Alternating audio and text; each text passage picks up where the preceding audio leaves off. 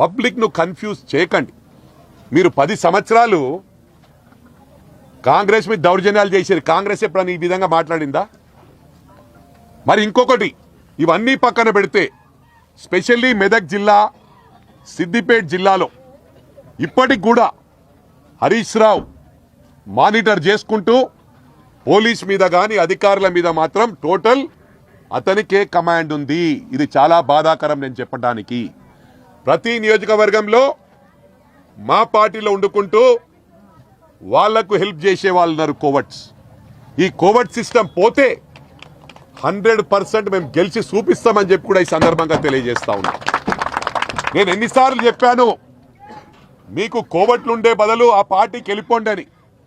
వాళ్ళు పోరు, ఇక్కడుండి సిస్టమ్ను పాడు చేస్తూ ఉన్నారు. అంటే మరి రాష్ట్రం అంతా కూడా ఉండొచ్చు.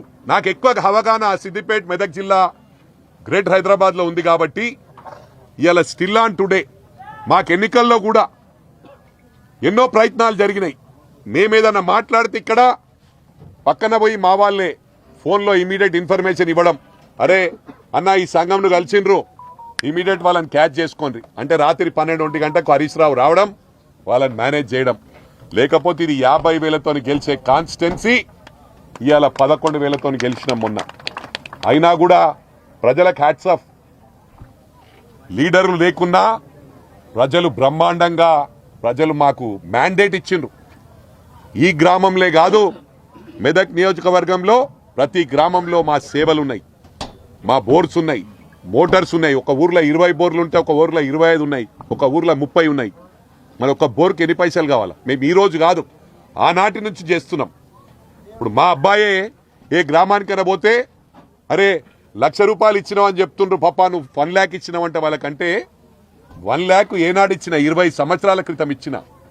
ఆ 1 lakh ఒకప్పుడు ఇక్కడనే రామాయంపేటలోనే 40,000 పెడితే ఎకరం దొరుకుతుండే. ఇలా 3 కోట్లు 4 కోట్ల రూపాయలు. అంటే మా సర్వీసెస్ ఆ రోజు నుంచి ఈ రోజు వరకు ఉన్నాయి.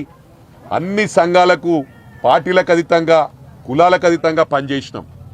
ఇవాళ మా క్యాడర్ కూడా అదే విధంగా పనిచేస్తుంది. మొన్న సర్పంచ్ ఎలక్షన్స్లో చాలా మంది క్వశ్చన్ చేయడం జరిగింది, అరే అన్న సర్పంచ్ ఎలక్షన్ ఎందుకు పట్టించుకుంటున్నావు, అంత తిరుగుతున్నావు అని. నాకు బాధాకరం ఏంటంటే మాకు ప్రాపర్గా మేము గెలిచినప్పటికీ, ప్రజలు మ్యాండేట్ ఇచ్చినప్పటికీ మాకు ప్రాపర్గా క్యాడర్ లేకుండే. ఇవాళ గొప్పతనం ఏంటంటే 75% మెదక్ నియోజకవర్గంలో మా సర్పంచ్లు వచ్చిండ్రు. రేపు వాళ్ళ ద్వారా మాకు అండ, మా లీడర్షిప్ పెరుగుతుంది. రేపు ఎంపీటీసీ కానీ జెడ్పీటీసీ కానీ 90 కాదు 100% గెలవడానికి ప్రయత్నం చేస్తాం. మేము ఇక్కడ పనిచేస్తున్నాం. కానీ టీఆర్ఎస్ ఇప్పటికి కూడా మా ప్రభుత్వమే ఉందనే విధంగా డబ్బులు బాగున్నాయి వాళ్ళ దగ్గర. ఇప్పటికీ డబ్బులు ఖర్చు పెట్టే సత్తా ఉంది వాళ్ళకు.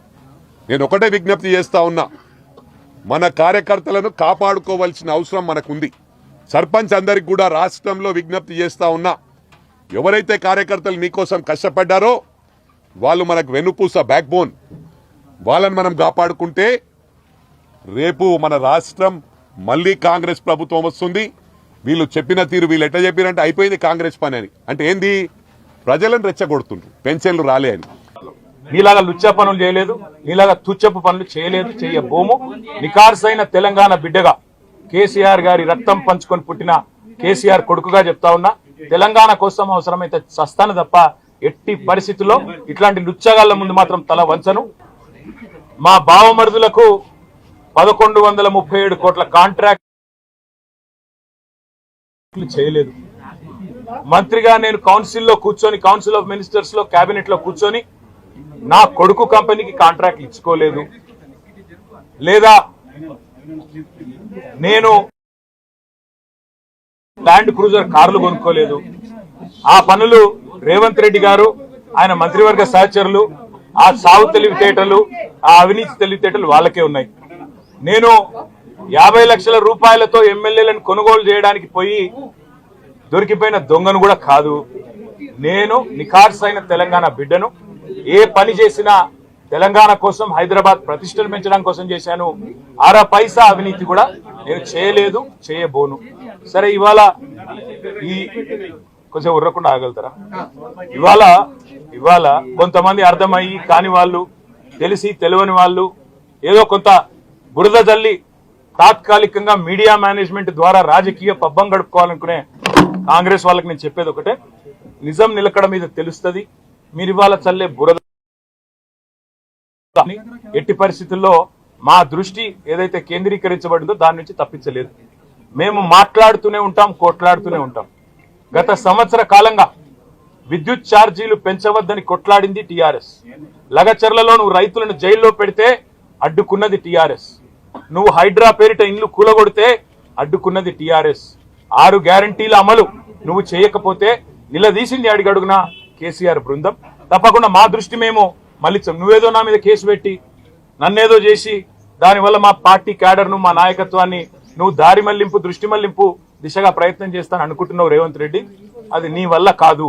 ముమ్మాటికి నువ్విచ్చిన 420 హామీలు ప్రశ్నిస్తూనే ఉంటాం.